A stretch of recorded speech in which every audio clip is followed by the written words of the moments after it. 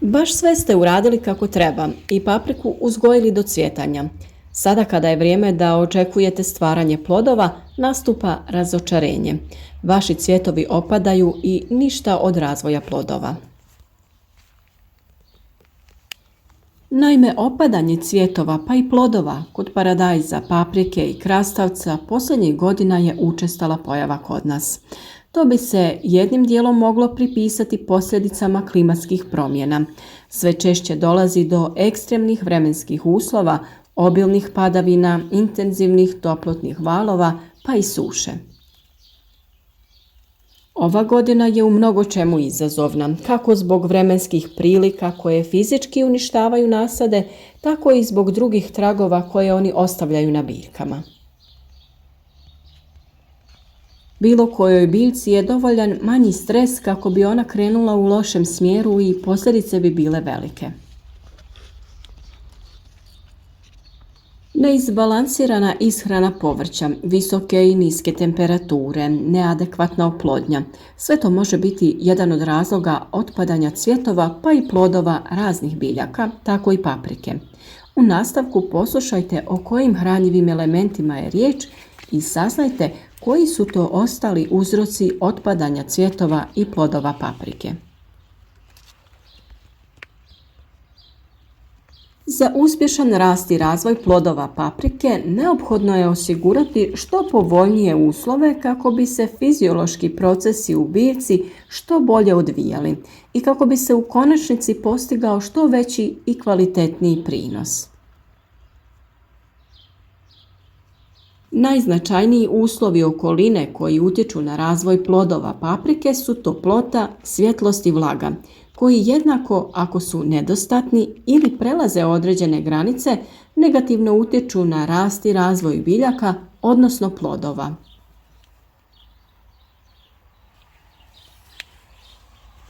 Posljedice nesklada vanjskih uslova na različite načine utječu na biljke koje reaguju određenim simptomima. Ponekad manje iskusni proizvođači te simptome poistovjećuju sa simptomima pojedinih bolesti ili napada štetočina i neopravdano primjenjuju određene mjere zaštite. Otpadanje cvjetnih pupoljaka najčešće je uslovljeno previsokim, odnosno preniskim temperaturama, sušom, nedostatkom svjetla, neizbalansiranom ishranom ili oštećenjima cvjetnih pupova. Fiziološki poremećaji u razvoju paprike nastaju negativnim djelovanjem raznih faktora okoline uzgoja, a manifestiraju se u obliku slabog plodonošenja, sunčanih opekotina, vršne truleži plodova, deformacije i pucanja plodova, te pojave ljubičaste boje na samim plodovima. Vrlo velik problem u ovom slučaju su temperaturna kolebanja. Naime, nagle promjene i temperaturna kolebanja u toku oplodnje samo su neki od razloga otpadanja cvjetova i plodova. Pritom se misli na velike temperaturne razlike danju do 39, a noću ispod 15 stepeni. Za normalan rast i razvoj biljke optimalna temperatura kreće se između 20 i 25 stepeni.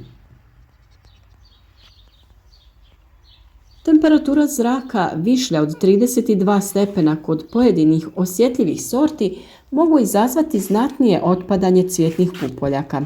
Štete u smanjenju prinosa veće su ako su visoke temperature prevladavale u vremenu pojave prvih cvjetnih pupoljaka iz kojih se inače razvijaju najkrupniji plodovi.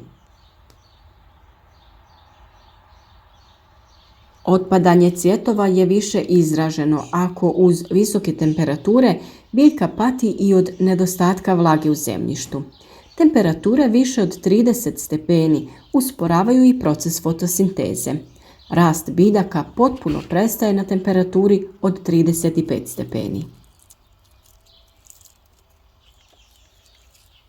Dok sa druge strane temperature zraka tokom noći niže od 13 stepeni, što je bio slučaj u maju i početkom mjeseca juna, također mogu uzrokovati značajnije otpadanje cvjetova kod paprike, paradajza i krastavca. Pri uzgoju na otvorenom možemo da zaštitimo biljke od visokih temperatura sa nekom laganom zasjenom, a to naravno možemo učiniti u plasteničkoj proizvodnji. Tu je također potrebna adekvatna ventilacija i provjetravanje, kako bi sačuvali sveopšte zdravlje biljke, omogućili ulazak oprašivača i povjetarca.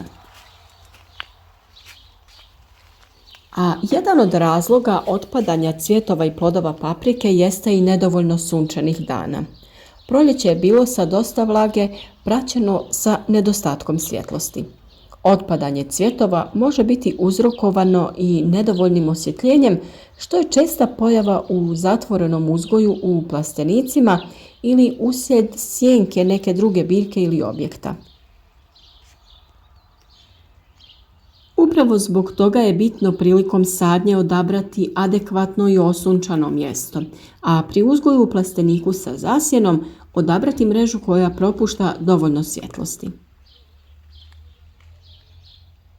Zalijevanje vodom sa puno hlora i hladnom vodom koja nije odstojala neko vrijeme također može biti razlog otpadanja cvjetova i tek zametnutih plodova. Najbolje bi bilo koristiti kišnicu ukoliko imate mogućnost da je sakupljate, a ukoliko koristite navodnjavanje kap po kap, svakako je potrebno vodu u spremnik nasuti ranije kako bi se zagrijala. A ono što je najvažnije i na šta trebamo obratiti pažnju jeste ishrana. Neizbalansirana ishrana također može dovesti do fiziološkog poremećaja u razvoju biljke, kakvim se smatra i otpadanje cvjetova.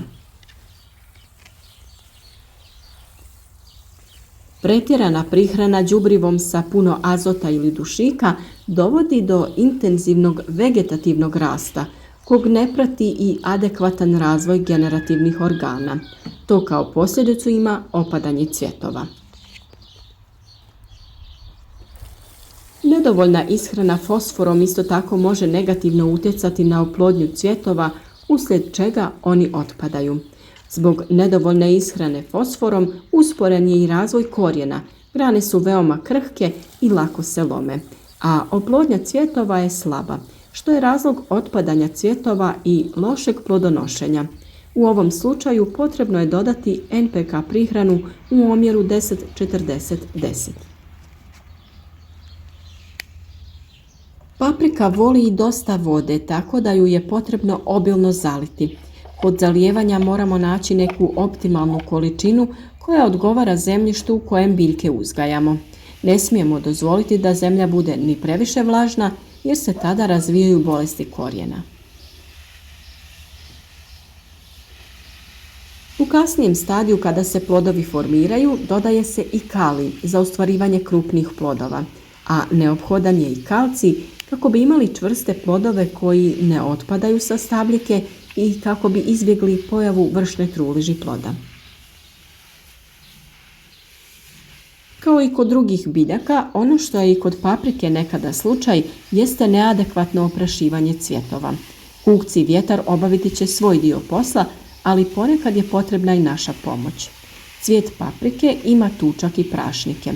Ovo povrće je samooplodno, ali je izuzetno zastupljeno međusobno oprašivanje i na to treba obratiti pažnju kada sadimo veći broj njenih sorti. Cvijet paprike je bogat medonosnim žlijezdama i veoma je privlačan insektima, posebno pčelama.